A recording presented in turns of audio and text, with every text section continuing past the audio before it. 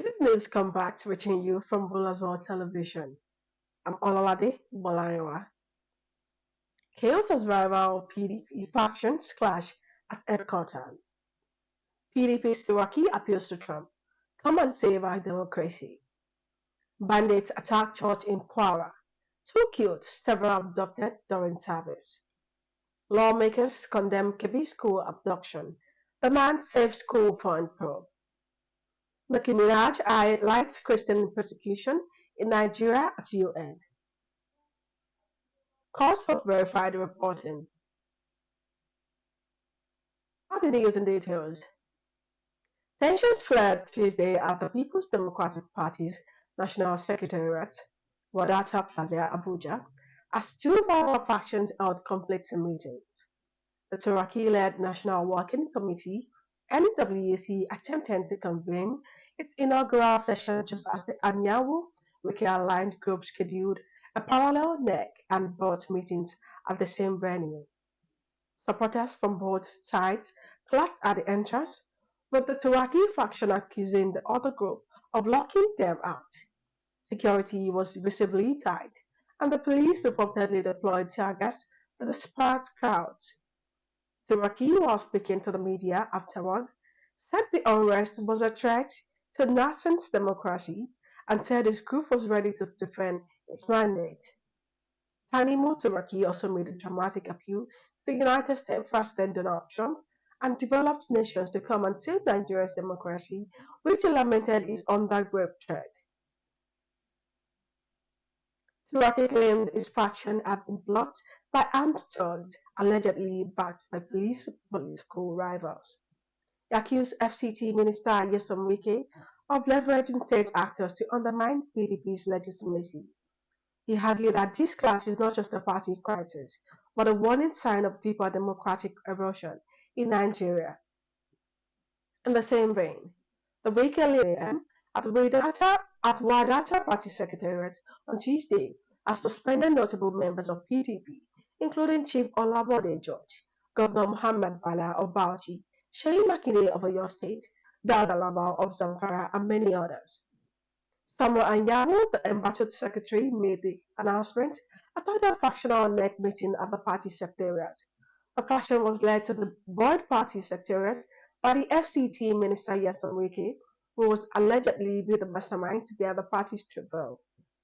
Anyanwu and his members who had forced their way into the party secretariat office and driven out of the Turaki faction out, claimed that the suspended members were culpable of anti-party activities. Gunmen believed to be bandits attacked a Christ Apostolic Church (CAC) in Eruku, Ekiti local government, Kwara State on Tuesday evening, killing at least two worshippers and abducting several others. Assailants reportedly stormed the church during a live-streamed service, firing shots both inside and outside the building. Eyewitnesses claim as many as three people may have died. Security forces, including the Kwara State Police Command and local vigilante groups, responded swiftly to the attack. After the government fled into nearby bushland, a vigilante named Shago Alaja was injured and taken to ECWA Hospital in Eruku. Police say the full identity of the abducted worshippers, including the pastors, has yet to be confirmed. Community leaders have warned that Eruku has faced repeated security threats in recent weeks, and residents say the police for protection have largely gone unheeded. The incident has reunited fears about escalating bandit violence in rural parts of Koro State and raised urgent calls for stronger security presence. Meanwhile, lawmakers in the Nigerian Senate have condemned the recent abduction of students in Maga, Kebbi State, where armed gunmen kidnapped 25 schoolgirls and killed the vice principal. The attack, which took place early Monday at the government girls' comprehensive secondary school, has reunited concerns about the safety of schools in the country. The Senate called on the federal government to step up security measures, including the recruitment of 100,000 additional personnel to protect vulnerable school students. Lawmakers also stressed the urgent need to improve intelligence and emergency response mechanisms to prevent similar incidents in the future. International superstar Nicki Minaj used a United Nations platform on Tuesday to draw attention to what she described as targeted violence against Christians in Nigeria. During a speech, she thanked United States President Donald Trump for elevating the issue on the global stage and urged world leaders to act swiftly to protect vulnerable religious communities. Minaj stressed that our intervention was not politically motivated, but rooted in human rights concerns. She called for urgent action to ensure that people are able to worship safely and live without fear of persecution. Her remarks come amid growing international concern and pressure from civil society groups regarding escalating attacks in Nigeria Middle Belt and other areas prone to violence.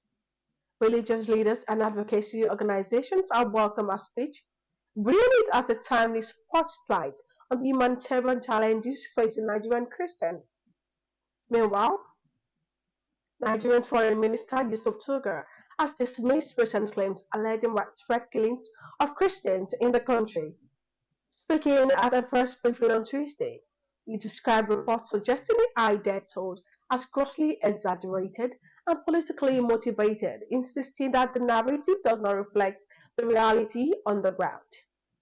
Taga emphasized that Nigeria's constitution guarantees freedom of religion and that the government is committed to protecting all citizens regardless of faith. He urged both local and international observers to rely on verified data from security agencies and official sources rather than unconfirmed reports circulating on social media.